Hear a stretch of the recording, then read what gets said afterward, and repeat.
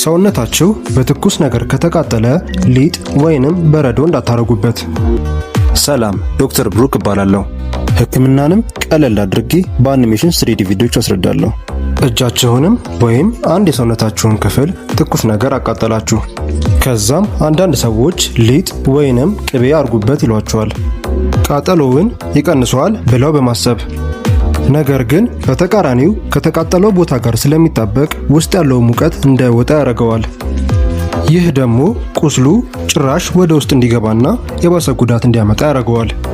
በረዶ ካረጋችሁበት ደግሞ ቦታውን እንዲቀዘቅዝና በዙሪያው ያሉ ደም ስሮች እንዲኮማተሩ ነው የሚያደርገው። ይህም በቂ ደም እንዳይደርስ በማድረግ የመዳን ሂደቱን ያጓትተዋል። ስለዚህ ማድረግ ያለባችሁ እጃችሁን በፈሳሽ ውሃ ያለማቋረጥ ማስመታትና ወደ ጤና ተቋም መሄድ ነው። ይህን ቪዲዮ ይጠቅመዋል ብላችሁ ለምታስቡት ሰው አጋሩ።